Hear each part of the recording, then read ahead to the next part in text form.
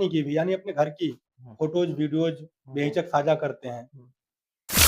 अच्छा, शिक्षा की अगर हम बात करें तो आपकी शिक्षा कहाँ से हुई, पढ़ाई कैसे हुई, और पढ़ाई जब आप कर रहे थे तो क्या सोच थी, किस तरीके से, थोड़ा ये भी बताइए। बिल्कुल ठीक है। अच्छा, अगर हम आपकी बात करें तो अब और क्या टारगेट है आपके, व्यक्तिगत और पेशेवर? मुझे लगता है। अच्छा, अभी आपने तकनीक की बात की। हमारे गांव क्षेत्र के युवा युवा क्या उनके मतलब हम माँ बाप कहें तो तकनीक को कुछ नहीं मानते हैं, उन्हें लगता है कि बेकार है। तो तकनीक क्या भविष्य में युवाओं को आधार दे सकती है?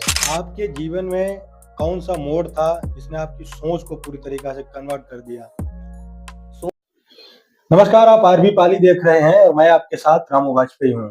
2026 की शुरुआत हो चुकी है और 2026 शुरुआत में हमारे स्टूडियो में मौजूद हैं खास मेहमान। खास इसलिए हैं कि ये साल शुरुआत हो रही है और इस 2026 की शुरुआत के पहले मेहमान हैं हमारे। पछवा के निवासी हैं, सोशल मीडिया पर काफी एक्टिव रहते हैं, तमाम आप लोग इनकी पोस्ट और वीडियोस देखते रहते हैं। काफी कम दिनों में इन्होंने जो तरक्की के नए आयाम छुए हुए हैं वो वाकई में सराहनीय है। इनको लेकर के हम आज इनसे बातचीत करेंगे और जानेंगे कि इनका सफर कैसा रहा। हमारे साथ में स्टूडियो में मौजूद है कमल दीक्षित जी, जो पछवा के नेवादा गांव से आते हैं। बहुत बहुत स्वागत है आपका। धन्यवाद धन्यवाद। सबसे पहले मैं आपका धन्यवाद देता हूँ कि आपने मुझे जो है इस मंच पे मौका दिया, इसलिए मैं आपका आभार। धन्यवाद। सबसे पहले, हालांकि बहुत सारे लोग आपको जानते भी हैं, फिर भी एक औपचारिक शुरुआत आपके परिचय के साथ हम चाहते हैं कि आप अपने बारे में, थोड़े बैकग्राउंड के बारे में हमारे दर्शकों को बता दीजिए। जैसा कि बहुत सारे लोग जानते होंगे, जी। लोग नहीं भी जानते हैं, तो हरदोई जिले के एक क्षेत्र पड़ता है पछुआ क्षेत्र। पछुआ क्षेत्र में छोटा सा गांव है नेवादा, मैं उस गांव से निकल के आया हूँ जी। और 3 भाइयों में मैं सबसे छोटा हूँ जी। अच्छा, शिक्षा की अगर हम बात करें तो आपकी शिक्षा कहाँ से हुई, पढ़ाई कैसे हुई, और पढ़ाई जब आप कर रहे थे तो क्या सोच थी, किस तरीके से, थोड़ा ये भी बताइए। शिक्षा की अगर बात करें तो वही हमारा शुरुआत वही सरकारी स्कूलों से हुआ सफर। फिर हमारा सफर इस शहर से भी होकर गुजरा है। जी, पाली से भारतीय इंटर कॉलेज पाली से जी। मैंने हाई स्कूल और इंटर किया। उसके बाद मैं यहाँ से स्विच किया तो जीएफ कॉलेज शाहजहानपुर से मैंने ग्रेजुएशन किया साइंस में जी। उसके बाद में फिर मैं शिफ्ट हुआ कानपुर में जी। तो ये इस तरह का मेरा कुछ सफर रहा। आपके जीवन में कौन सा मोड़ था जिसने आपकी सोच को पूरी तरीके से कन्वर्ट कर दिया? सोच की अगर बात करें तो मैं ऐसे खानदान से आता हूँ जहाँ पे सपने और सोच हमेशा से बड़े रहे, बट कुछ कारण ऐसे रहे कि वहाँ पे कहीं पे गैप था जो मुझे पता था कि मैं इस लेवल की सोच के परिवार से निकला हूँ, तो उस गैप को मुझे फिल करना था, बट हमारे पास साधन और संसाधन बहुत सीमित। तो हुआ क्या कि जब मैं ग्रेजुएशन कर लिया तो ग्रेजुएशन के बाद में यूजुअली क्या होता है कि हमारे यहाँ क्या होता था पहले कि ग्रेजुएशन कर लिया तो बीएड कर लो, ये कर लो, वो कर लो। ज्यादातर लोग यही करते हैं। मैं उसमें जाना नहीं चाहता था। दूसरा ऑप्शन ये था कि एमएससी कर लो, मैं उसमें भी नहीं जाना चाहता था। जी। तो मेरी रुचि थोड़ी कंप्यूटर में थी। तो मेरा एक दोस्त था कानपुर में, उस दोस्त ने मुझे कानपुर बुलाया। वहाँ मुझे कंप्यूटर साइंस में जाने का मौका मिला और 1 डेढ़ साल का मैंने वहाँ पे कोर्स किया।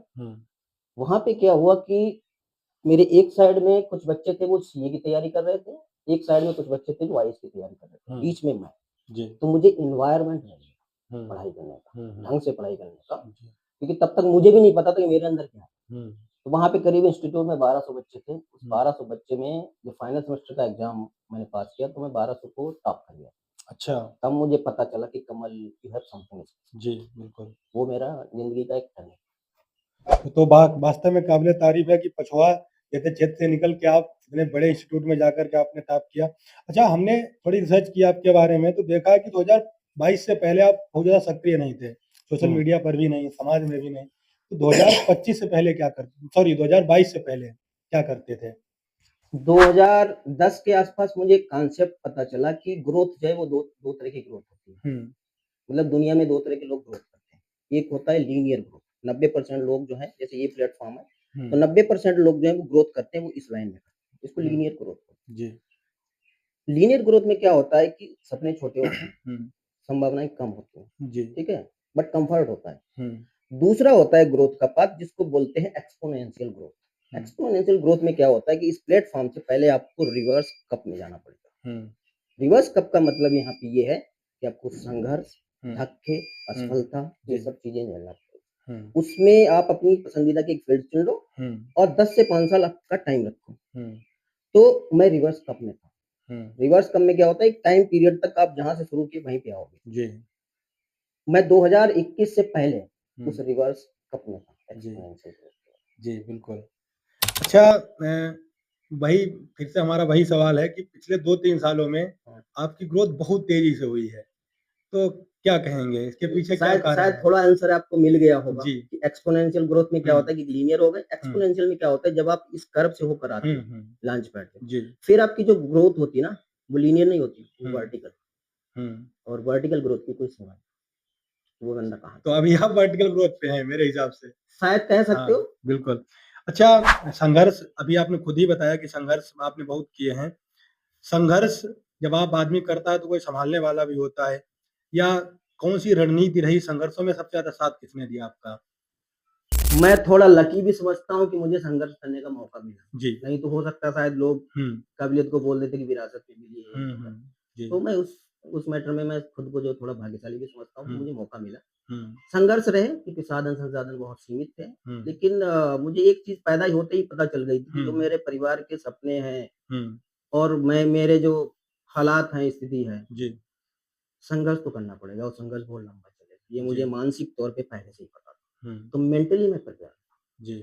उस मेंटली प्रिपरेशन ने ही मुझे आगे चल के ग्रोथ का हेल्प की। आज के युवा चाहे जहाँ भाग रहे हैं, बीएससी करेंगे जैसे अभी आपने ही बताया, उसके बाद टीचिंग बाद बैंकिंग तैयारी करते हैं, मतलब कोई लाइन नहीं क्लियर कर पाते हैं। अगले 10 सालों में तकनीक भी बहुत आगे बढ़ रही है, तो क्या चुनना चाहिए युवाओं को अपना करियर बनाने के लिए? देखो, शिक्षा में या हमारे देश में हर चीज का एक बूम आता है। आपने देखा होगा बीटेक का एक बूम आया, बिल्कुल, एमसीए का एक बूम आया, बीएड बीटीसी का एक बूम आया, बिल्कुल, हर चीज का एक बूम होता है। कंप्यूटर साइंस का भी बूम आया।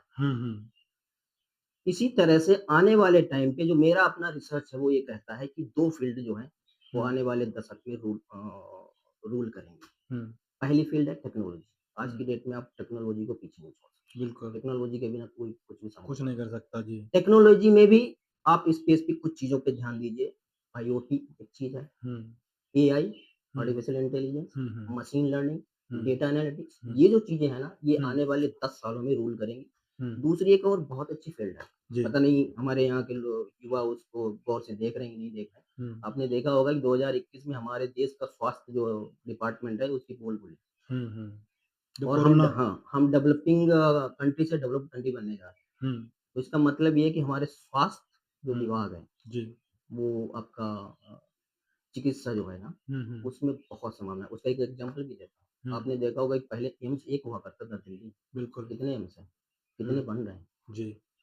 स्वास्थ्य वास्तव में मेडिकल एक ऐसा क्षेत्र है जिसमें बहुत अपार संभावना, कभी फ्लॉप ना होने वाली, बहुत अपार संभावना है। इनफैक्ट यहाँ तक कि जो कुछ कंट्री हैं जो पहले क्या होता था, बार जो है वो एटम बम और फाइटर जेट से नहीं होने वाला, वो जो बार होगा ना वो बायो बार होगा। बिल्कुल, समझ गए। तो बहुत सारी कंट्रीज जो है वो रिसर्च कर रही हैं इस पे। तो मेडिकल में बहुत ज्यादा संभावना है मुझे लगती है। अच्छा, अभी आपने तकनीक की बात की, हमारे गांव क्षेत्र के युवा क्या उनके मतलब हम माँ बाप कहें तो तकनीक को कुछ नहीं मानते हैं, उन्हें लगता है कि बेकार है, तो तकनीक क्या भविष्य में युवाओं को आधार दे सकती है? मैं शायद इस बात से सहमत नहीं रहूंगा जी, कि मेरी ग्रोथ में, मेरी सफलता में तकनीक का बहुत बड़ा हाथ है। बिल्कुल। उसका एक कारण होता है कि जो काम 1 लाख लोग मिलके नहीं कर सकते, वो छोटा सा सॉफ्टवेयर कर सकता है। तो लोग कभी भी तकनीक को बीट नहीं कर सकते। पता नहीं क्या हो जी, सारा खेल तकनीक का है और आने वाले दौर में तकनीक को बाहर नहीं कर सकते। बिल्कुल, जिस तरह से एआई आया है, उसने धमाल जो मचाया है ना। अभी हमारे यहाँ क्या है कि एआई क्या लोग करते हैं, फोटो बनाई, अच्छी सी डाली, यही नहीं है। एआई ने लोगों का काम बहुत सरल कर दिया है। एआई ने मुझे पर्सनली बहुत हेल्प की पिछले 2-3 साल में मल्टीटास्किंग करने जी। ये एआई को मैं अपना पर्सनल सेक्रेटरी मानता हूँ। बहुत सारे काम मैं एआई से कराता हूँ, इसीलिए मैं इतनी सारी चीजें। तो कहने का मतलब ये है कि भविष्य में युवाओं को भी एक मजबूत आधार मिल सकता है तकनीक का। जरूर, बिल्कुल, ठीक है। अच्छा, अगर हम आपकी बात करें तो अब और क्या टारगेट है आपके, व्यक्तिगत और पेशेवर दोनों? व्यक्तिगत अगर हम बात करें, क्योंकि मेरा बचपन से यही रहा कि मैं सबसे पहले कॉन्सेप्ट पढ़ता हूँ, उस कॉन्सेप्ट पे कई सालों तक काम करता हूँ। जैसे एक्सपोनेंशियल और वर्टिकल वाला जो मैंने आपको हाँ, बताया, वो एक कॉन्सेप्ट, बिल्कुल। ठीक है। कॉन्सेप्ट पे जब आप काम करते हो तो आपको कान में रुई डाल के अपनी फोकस करना। लोग क्या कहेंगे, बिल्कुल किसी को मत सुनो, बिल्कुल। ठीक है, क्योंकि आप जो कर रहे हो वो आप ही को करना है, कैसे करना है वो भी आप ही को करना है। तो एक कॉन्सेप्ट है जिसका नाम होता है फायर। फायर का मतलब होता है financial early retirement plan. Google कर ले हमारे श्रोता, जी। विकिपीडिया पे भी मिल जाएगा। ये क्या होता है एक्चुअली में, इसमें क्या होता है कि वर्तमान में आपकी सैलरी यानी कि इनकम, आपके लाइफ स्टाइल और खर्चे और आपकी एज, ये 3 चीजों को कॉम्बिनेशन करके वो फार्मूला ये बता देगा कि आप लाइफ की किस एज में उस फाइनेंशियल अर्ली रिटायरमेंट प्लान को पालोगे। उसके बाद क्या होता है कि आपको जिंदगी में कभी काम नहीं करना पड़ेगा, अच्छा। पैसा ही आपके लिए काम करेगा। तो मैं उस कॉन्सेप्ट पे काम कर रहा हूँ पिछले 3-4 सालों से, और मुझे ऐसा लगता है कि अभी 4-5 साल और भी लगेंगे, क्योंकि मैं हमेशा लंबा व्यू लेता हूँ। साल 2 साल 6 महीने वाले अगर आप हो ना, तो आपके सपने भी छोटे हैं। हमने देखा है कि आपने बहुत कुछ कर लिया अभी कम उम्र में। मेरे हिसाब से ज्यादा ही है, मेरे हिसाब से नहीं, हमने ओवरव्यू लिया पब्लिक का, कई सारे लोग हमें बताते हैं कि अच्छा कर रहे हैं आप काफी। अच्छा, हम आपसे ये पूछते हैं कि अभी भी ऐसा कुछ है इसकी अभी भी आपको चाह है? कुछ देखो, 2 तरह की चीजें होती हैं, एक तो वो 2 तरह की होती हैं। Number 1 things you can control, things you can not control. जी। एक चीज मैं बताऊंगा ऐसी जो मुझे ऐसा लगता है कि अगर होती तो बहुत अच्छी होती, बट वो मेरे हाथ में नहीं। मेरे संघर्ष में, मुझे बनाने में मेरी मम्मी का बहुत बड़ा हाथ है। जी। वो नहीं है, वो एक ऐसी कमी है जिसको मैं शायद बिल्कुल पूरा भी नहीं मिस करता हूँ। जी। तो वो मेरे हाथ में नहीं है, वो मैं वापस नहीं ला सकता। दूसरी चीज मैंने अभी आपको बताया कि मैं फाइनेंशियल अर्ली रिटायरमेंट प्लान पे काम कर रहा हूँ, जो मेरी एज के हिसाब से शायद 44-45 की उम्र में मुझे फ्री कर देगा। ये मेरा अभी लंबा टर्म व्यू है, अभी मेरा संघर्ष उधर चलेगा 6-7 साल। अच्छा, हम देखते हैं आप समाज सेवा में भी एक्टिव हैं, कई लोगों को बराबर सहयोग भी करते रहते हैं, सोशल मीडिया पोस्ट से देखते रहते हैं। तो समाज को क्या योगदान देना चाहते हैं? समाज को आप 2 तरह से योगदान देते हो, प्रत्यक्ष और अप्रत्यक्ष, मतलब डायरेक्ट इनडायरेक्ट। अगर इनडायरेक्ट की मैं बात करूं तो आप आज देखेंगे कि पछुआ में कम से कम 25-30 इंजीनियर हैं। जी, बिल्कुल। आईटी 20-25 क्या नाम तैयारी कर रहे हैं। उनको मैं मेंटरिंग करता हूँ, अगर किसी को जरूरत पड़े, कुछ भी गाइडेंस लेना हो, क्योंकि मैं उस फील्ड में निकल गया हूँ और मुझे राह पता है कि वो रास्ते क्या है और कहाँ पे आप संघर्ष कर सकते हैं। तो मेरा हालांकि उन पे कोई प्रत्यक्ष सपोर्ट नहीं रहा है, लेकिन इनडायरेक्टली अगर बात करोगे तो कहीं ना कहीं वो थोड़ा सा उन्हें लगता है कि अगर ये बंदा कर सकता है तो मैं भी कर सकता हूँ। तो एक तो उस तरह का मेंटरिंग सपोर्ट मैं देता हूँ, सिर्फ आईटी में ही नहीं, अगर किसी भी बंदे को किसी भी करियर में कोई हेल्प चाहिए हो तो मैं उसके लिए तैयार हूँ। अप्रत्यक्ष ये हो गया इनडायरेक्ट। प्रत्यक्ष रूप की अगर बात करें तो 2 तरह की दुनिया में समाज सेवी होते हैं। एक वो दिखावा ज्यादा करते हैं, आपने शायद मेरी सोशल मीडिया हमने पे देखा कभी है ये ये नहीं देखा होगा कि हमने मरीजों को एक केला दान करते हैं, 8 लोग फोटो हाँ, खिंचवाते मैं हैं, उस पोस्ट टाइप भी का वायरल होती मैं रहती उस है। टाइप का समाज सेवी हूँ। मेरा बहुत कुछ जो है वो हमेशा गुप्त रहता है, मुझे ऐसा लगता है कि गुप्त जो है वो ज्यादा बिल्कुल, रिटर्न बिल्कुल, देता हाँ, है। जी। अच्छा, गाँव की मिट्टी से जुड़े हुए हैं, पछुआ आपका क्षेत्र है। हमने देखा है ग्रामीण अंचल में लोग सोशल मीडिया से दूरी बना कर के रखते हैं, खासकर व्यक्तिगत ज़िंदगी। हमने देखा है आपकी प्रोफ़ाइल पर सर्च किया है, तो आप अपनी और अपने साथ-साथ अपनी पत्नी की भी, यानी अपने घर की फ़ोटोज़, वीडियोज़ बेहिचक साझा करते हैं। कैसे देखते हैं इसे? उसमें मैं आपको 2 चीजें बताऊँगा। दुनिया में 2 तरह के लोग हैं, क्लोज़ माइंडेड, ओपन माइंडेड। बिल्कुल, ठीक है? 90% दुनिया क्लोज़ माइंडेड, 10% लोग दुनिया में ओपन माइंडेड है। क्लोज़ माइंडेड क्या होता है कि वो पहले से ही एक पूर्व धारणा बना लेते हैं किसी के प्रति, उससे बाहर कभी सोचते नहीं। उदाहरण के लिए मैं अगर बताऊँ, 16वीं शताब्दी तक ये माना जाता था कि जो सूरज है वो पृथ्वी के चक्कर लगाता है। बिल्कुल। उसके बाद ये आविष्कार हुआ, एक्चुअली में सूरज पृथ्वी को नहीं लगाता है। पृथ्वी सूरज जी। वो किसी ओपन माइंडेड बंदे ने ही करके दिखाया। तो मैं ओपन माइंडेड हूँ। ओपन माइंडेड में क्या है कि मैं बिल्कुल यही 24 घंटे मुझे मिलते हैं, इसी 24 घंटे में सचिन तेंदुलकर बने, इसी में विराट कोहली बने, इसी में लता मंगेशकर बने। उसी 24 घंटे में मुझे मंजिल भी पानी है और मुझे मंजिल के साथ-साथ मौज-मस्ती भी करनी है। तो मौज-मस्ती के लिए मैं थोड़ा, अपनी वाइफ है, बच्चे हैं, तो उनके साथ मौज-मस्ती करता रहता हूँ और कुछ। हमने देखा है कभी-कभी आप अपनी पत्नी के साथ चुलबुली मस्ती भरे वीडियोज़ भी डालते हैं, में शेयर करते हैं।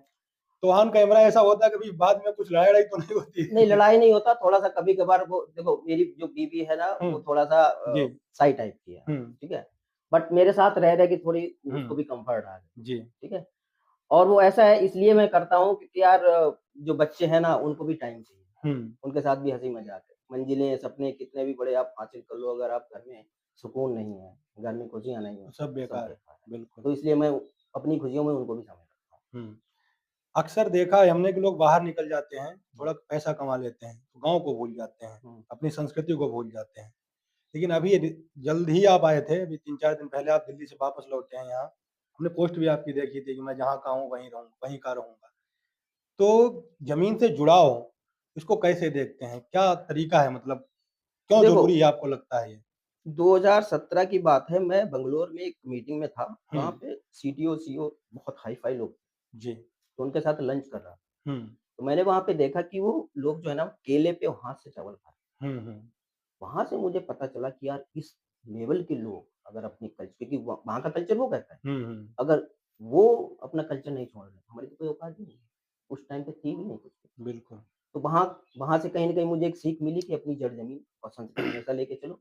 दूसरा रीज़न ये है हाँ। कि किसी भी पेड़ में फल, फूल, पत्तियाँ कितनी भी हों, हुँ, अगर जड़ हिल गई तो वो ज़्यादा दिन नहीं रहने वाली। बिल्कुल। तो जड़ मेरी पछुआ है, पछुआ है, बिल्कुल। मैं पछुआ का प्रोडक्ट। हुँ। अच्छा, इसके अलावा कॉर्पोरेट जॉब सँभाल रहे हैं आप, सोशल मीडिया पर बहुत एक्टिव हैं, इन्वेस्टर भी हैं और क्षेत्रीय चीज़ों से जुड़े हुए भी हैं, शेयर मार्केट में भी अच्छी जानकारी है। इतना सब कैसे, इतनी ज़िम्मेदारियाँ कैसे मैनेज हो पाती हैं? सिस्टम, अच्छा। आपको अपनी लाइफ़ में सिस्टम बनाना है, हुँ, ठीक है? अगर आपके पास सिस्टम नहीं है ना, तो हुँ, आप बहुत जल्दी बर्नआउट हो जाओगे। जी। अगर एक बार आप सिस्टम बना के छोड़ हुँ, दो, फिर आप उसके लिए काम नहीं करते, आपका सिस्टम आपके लिए काम करता बिल्कुल। है। दूसरा है टेक्नोलॉजी। लकी मानता हूँ कि मैंने टेक्नोलॉजी महारत हासिल की। वैसे हुँ, मैंने आपको बताया कि एआई, आर्टिफिशियल इंटेलिजेंस का हमारे यहाँ लोग बहुत दुरुपयोग कर रहे हैं। हुँ। फ़ोटो उठा के ये डाला, वो डाला। हाँ, गलत-सलत फ़ोटोज़ बना के पोस्ट कर एआई देते नहीं, हैं। एआई पर्सनल सेक्रेटरी मेरा आधे काम एआई करती है। मैं हुँ, उसको सिर्फ़ ट्रेन करता हूँ, मैं उसको सिर्फ़ गाइड करता हूँ, कि करना क्या है। हुँ, तो इसमें टेक्नोलॉजी हुँ, का बहुत बड़ा हाथ है, इसमें आर्टिफिशियल इंटेलिजेंस का बहुत बड़ा हाथ है, जी, इसमें ऑटोमेशन का बहुत बड़ा है। मैं जहाँ तक कोशिश होती है, मैं ऐसी चीज़ें खरीदता हूँ जो ऑटोमेटेड हो। जी। अच्छा, युवाओं को क्या सलाह देना चाहते हैं आप? लास्ट सवाल है हमारा आपसे हुँ। कि युवा किस तरीके से काम करें ताकि आपकी तरह मल्टी टैलेंटेड, मल्टीटास्किंग, कई कई चीज़ों को सँभाल सकें एक साथ? सबसे पहले तो युवाओं को मेंटली ये प्रिपेयर होना पड़ेगा कि जो भी उनके बड़े सपने हैं, हुँ, पहली बात तो उन्हें खुल के देखें। अगर आप बड़े सपने देख ही नहीं रहे हैं, तो आप हासिल कैसे करोगे? बिल्कुल। और उसके बाद में अकेले संघर्ष में कूद पड़ो। हुँ, लोग आपसे बाद में जुड़ेंगे। हुँ, आपने कभी देखा है कि कोई मकान बन रहा हो, दीवार बनवाने लोग आएँगे? नहीं आएँगे, नहीं आएँगे, छत डलवाने आएँगे। छत डलवाने आप आएँगे। छत तक उस मकान को खुद ही लेके जाना, जी, कोई नहीं आने वाला। जी, संघर्ष आपका है, असफलताएँ आपकी हैं, दुःख, दर्द सब अकेले हैं। हुँ, आपको अपनी जो मंजिल है, उसको छत तक लेके जाना है, फिर देखो कितने लोग आते हैं जी, उसमें बिल्कुल, हाथ लगाने के लिए। जी, तो मेंटली प्रिपेयर रहें, हुँ, संघर्ष और एक लंबा टाइम व्यू रखें। जैसे आपने हुँ, देखा होगा कि मैं हमेशा 10 साल, 5 साल का व्यू लेके हुँ, चलता हुँ। हूँ। मेरी लाइफ में ऐसा कोई सपना नहीं महीने जो 2 महीने में कुछ नहीं होने वाला। मैं देखता ही नहीं। मैं हुँ, ऐसे सपने ही नहीं देखता हूँ जो साल भर से पहले हो जाएँ, क्योंकि हुँ, वो सपना बहुत छोटा होगा। जी, जो सपना बड़ा है उसमें बड़ा टाइम भी लगेगा, हुँ, उसमें बड़ा संघर्ष भी होगा, उसमें बड़ा दर्द भी होगा, जी, तुम्हें सब झेलना है। अगर झेलने की ताकत है, आप हासिल कर लोगे। अगर आप लोगों की बातों में आओगे, हुँ, तो जितने लोग, उतनी तरह की बातें, आप कन्फ्यूज़ हो जाओगे। जी, आप सपना देखो, रास्ता चुनो, टारगेट बनाओ, कान में रुई डालो। जी, तब तक डाल लो, जब तक खुद लोग आके आपके सपने में शामिल ना हो जाए, ना हो। ठीक है। बहुत-बहुत धन्यवाद हमसे बातचीत करने के लिए। ये थे हमारे साथ में पछौआ, बरगनी के पछौआ क्षेत्र के कमल दीक्षित जी, जिनसे हमने तमाम बातचीत की। जल्द ही हाज़िर होंगे हम नए वीडियो के साथ, तब तक देखते रहिए आरबी पाली। मैं धन्यवाद, आपका बहुत-बहुत आभार करता हूँ, आपने इतने बिज़ी शेड्यूल से मुझे टाइम दिया। धन्यवाद।